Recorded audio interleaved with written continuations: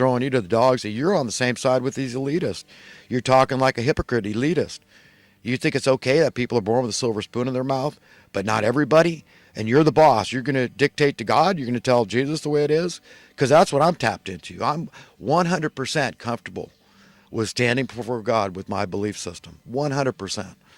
Oh, I believe it with every fiber of my being that the need a man has to be appreciated, to contribute to society is plenty sufficient. That God gave us that instinct, okay, as a fail-safe, a default. It's abnormal for a man to not want to contribute to society in whatever way he decides, because it should be his choice, and he can change his decisions, his choice of how he serves society, how he serves humanity anytime he wants. He should be free. I'm a big believer in freedom, okay, not for some but for everybody, okay. So I mean, Alex, this is the last straw with you, brother. I'm sorry, but I'm almost done, man. I'm just saying that it's getting tough, because you have really consumed a large portion of my life listening to you, and it's really hard to just let go of the show. But I'm still going to be really tempted, because I like a lot of your guests, and I like a lot of what you espouse out there. But sometimes you just you got to get some help, man. You got to go figure out that you got to stop blaming other people.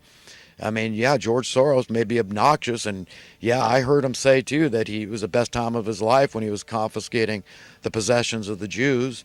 I heard that too. So, Joe Rogan, I'm not going to defend him if he's taking money from George Soros or any other group, if it's Fantifa or anybody else. No, that guy's a monster.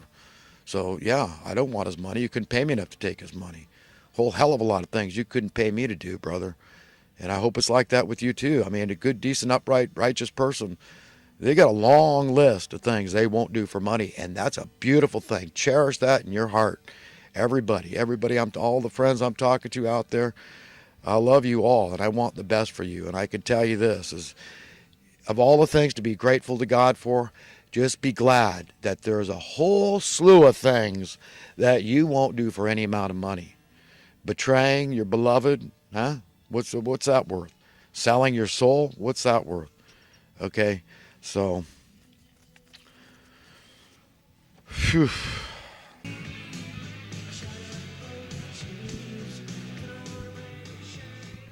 Continuing here. So, yeah, this crony capitalism bit, is what has driven the socialist sympathy in America. And as we all know through empirical evidence, that socialism, at least in any of the forms that have been tried, doesn't work. You can't force people to pay, And this universal basic income, as much as people want to claim that sounds socialist, no. The truth is that it's called fairness. It's called, at this point in history for humanity, the industrial age has been in full swing for a long time, and we don't have a need for labor nearly as much. So what you'd see is a dramatically lower work week. If everybody was doing jobs that were necessary, okay, we wouldn't have the problems that we have. So dramatically lower work week, okay, and you're going to see a kinder, safer, gentler society. You're going to see your taxes go through the floor. They're going to plummet. How could they not? You're going to see the velocity of currency and the cash flow going right back into Wall Street. If you take it from there with a Tobin tax, because they're trading on natural resources which belong to God, and by extension they belong to all humanity. They're trading on labor, every nation's single greatest asset, single greatest resource, according to Adam Smith, which makes perfect sense, because nothing gets done, no matter how much capital you're sitting on, if you don't have a willing workforce. Unless you go, we need slavery, we need to force people into this. No. So you understand that I'm making a lot of sense, and you can't prove me wrong. Prove me wrong that your taxes wouldn't plummet. So, but I can't stand somebody that says they won't work and I still want to pay them. And I've heard it, man. I'm done, man. I'm done with you. Prove it. Prove it. Prove that the instinct that God put in a man isn't sufficient to get him to go out and contribute, okay, to give back. When the world's handed you on a silver platter, just like Donald Trump's kids, they're out there. They want to contribute. They want to be a part of this game. They want to play it, okay? So it's very unnatural to assume that people are just going to all, oh wow, basic income, I can live on this. It's enough to pay my housing and energy needs and food and drinkable water. You know what? I got that coming up next year. So this is not about me. This is not about me saying I want free stuff. No, no. Okay. It's coming my way anyhow in a very short time. So it's not about me. It's about speaking out for the future generations and this current generation. Let them know how they've been cheated, how their labor has been stolen. Okay. It's been stolen.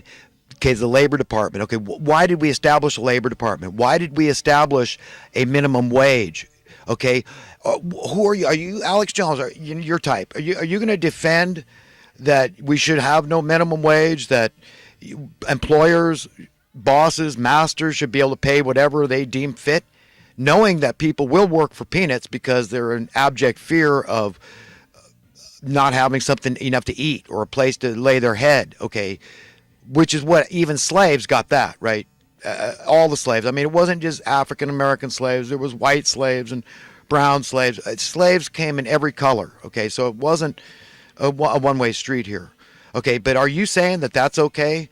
No, there was a reason why. Because we knew there was unscrupulous employers, masters, bosses, whatever you want to call them, that were going to take advantage of people if we didn't set up a basic minimum wage. Okay, by law, by mandate of law. Okay, it's called ethics, principles, morals. Okay. It's what you do. It's rules that people want. They want fairness. Okay, they want justice, economic, social, political justice. And that's what it represents because we all know, okay, it's a matter of fact that often minimum wage workers, often uneducated, common workers, the commoners, so to speak, are doing jobs that are absolutely imperative to the welfare of the society. That's just a fact nobody can argue or refute. Okay?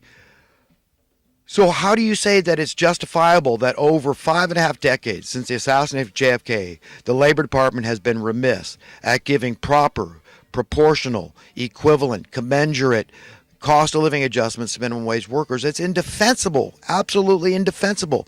It is deliberate remission.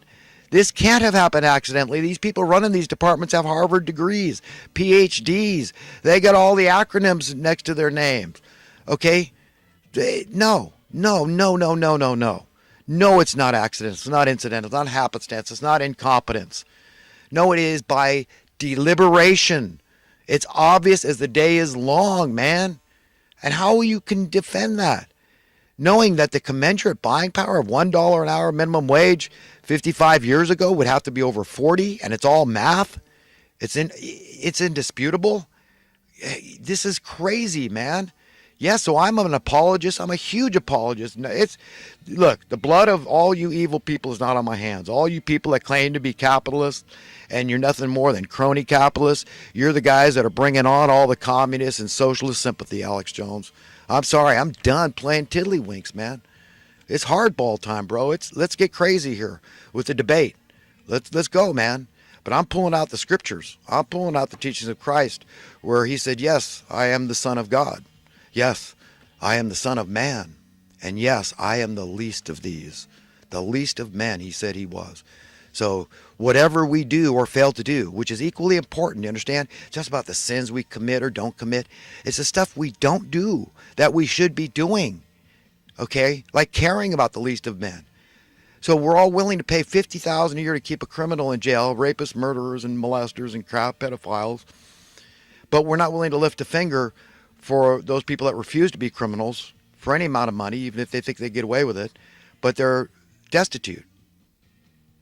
They're flat ass broke. They're homeless. They're desperately poor. And you're going to turn, they're Jesus. They're Jesus' representatives. And you think you're going to successfully stand in front of God someday and defend your stand on not believing in a universal basic income? Oh no, man, you're never going to do it. Never going to do it. Never going to do it, man. Never. You're going against basic math. So, God being the master scientist and math being one of the sciences, you're going to fail, man. You're not going to make it. You're going to miss the mark, man. It's about having a pure heart. Okay? Denouncing money. But I defy any man out there who claims that he's not a money lover, okay, I'm going to show you a liar. And then any righteous man that purports to be a righteous man that doesn't also despise money and wish it was never invented, and then claims he's a righteous man, I'm going to show you another liar. So it's a big fat paradox. Yeah, it is. It is. Okay? But you see, in order for God to forgive your sins, you've got to confess your sins. Because if you don't confess